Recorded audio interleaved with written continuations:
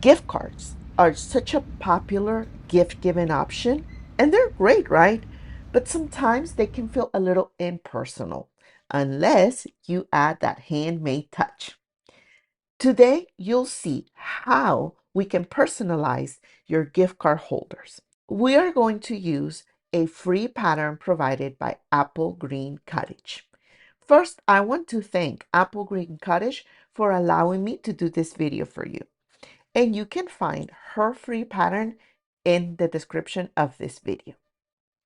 These gift card holders can be sewn in under an hour, truly. And you only need a little piece of fabric or some scraps of fabrics. They are super beginner friendly because it's just a straight stitching, nothing else. And you can make a bunch of these and keep them year long for upcoming birthdays, anniversaries, or that one last minute celebration you were invited to. So stick around because I'm going to show you 3 fun ways to personalize these gift card holders. We're going to be using solid fabric, we're going to fussy cut, color block, and mixing scraps, and we're even going to use faux leather. For the first method, I made 2 different gift cards using a solid piece of fabric. But for one, I used the ultra firm piece of interfacing, and for the other one, I used fusible fleece. It works great if you're looking for a classic, elegant look, so you can use like a piece of fabric with a solid color, or you can use a bold color fabric for a statement piece. And it really, you can get really creative with just using one piece of fabric. The pattern from Apple Green Cottage makes it so easy to just sew a straight line and add the finishing touches that you want, like maybe top stitching with a different thread color. Um, Now, the gift card holder comes with instructions to add a ribbon, and the ribbon is to actually tie a little bow, on the top of the gift card holder. You can add the ribbon or not, it really is up to you. You can add it on the top like I did with the blue fabric, or you can add the ribbon on the side of the pattern instead of the top, just like I did with the gold and pink gift card holder. And that just makes it a little bit different. It changes the look a little bit. So you can really get creative here. And of course, hopefully you're better than me at making bows, because my bows do not look the best.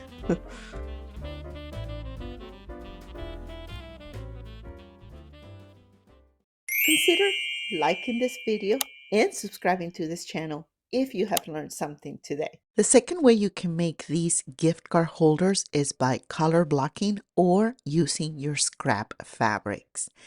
For color blocking, you can just pick 2, 3 different colors and place the fabric any way or direction you want, just as long as you can see where it's going to be placed, in your final gift holder. So place the pattern in a way that is going to look nice, and then stitch the fabric directly on your batting or fusible fleece, whatever it is that you're using.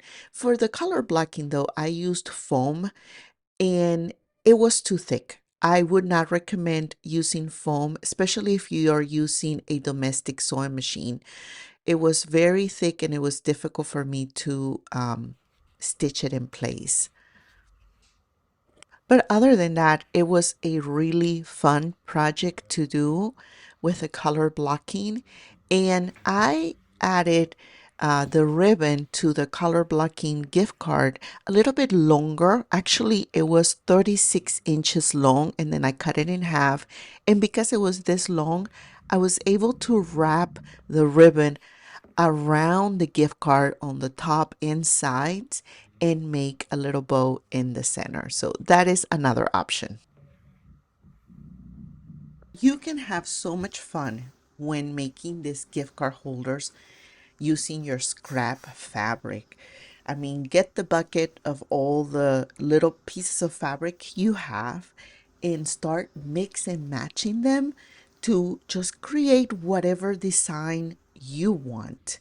And this is kind of like a quilt, like a scrumps quilt, and get a piece of batting and join all the pieces and just get creative. Now, what I did with this one is I wanted the superhero images to be in the center when you look at it on the back and on the front.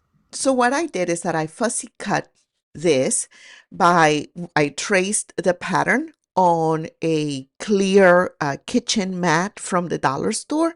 And when I finished joining all the pieces of fabric together, I just placed my pattern over it to make sure that I would cut exactly where I wanted the motive or the characters to show.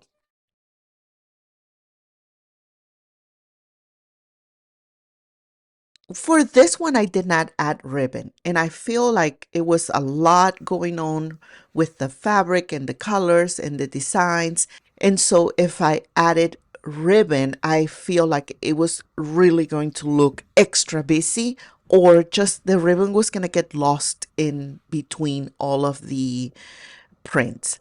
So again, it's another option. You don't have to do ribbon, but if you want to, please, by all means, go ahead and do it.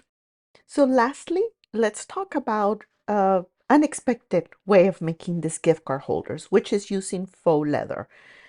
I know we all like to use quilting cotton, but if you have some scrap faux leather or waterproof canvas, this is a great way to use it.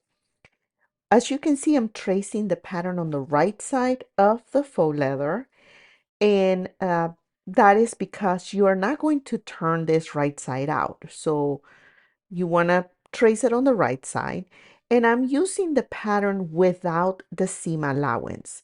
So this is a smaller pattern. It's the same pattern, but I cut out the space of the seam allowance because again, we're not turning it right side out, so you don't really need that.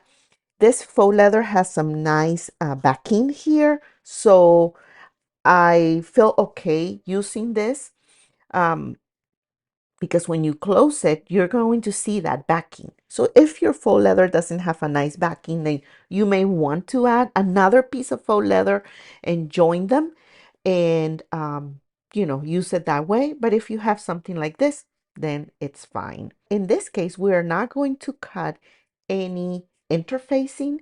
And if your faux leather has a nice backing, then you will not need the lining piece. Also, if your faux leather is really thin, then you can probably use your domestic sewing machine to join it together, just like I did for this one. I used my Brother SE 1900, which is a domestic sewing machine. So I just took my main piece, folded in half, and then just stitch it along the sides and the bottom only. You don't need to stitch it on the top, and that's it. This is truly the easiest way to do it. You can add a ribbon on the side if you want to, um, but I feel like this looks really nice. Just like this, it's a very slick and professional looking gift card holder. You can always add an embroidery design, some embellishment, or like I said, add the ribbon on the side once you join it together. But other than that, I think this is one of the easiest way to make this gift card holder. The way you sew faux leather is kind of the same way that you would sew any vinyl. So I have a video here showing you some tips on how to sew with vinyl that you can check it out.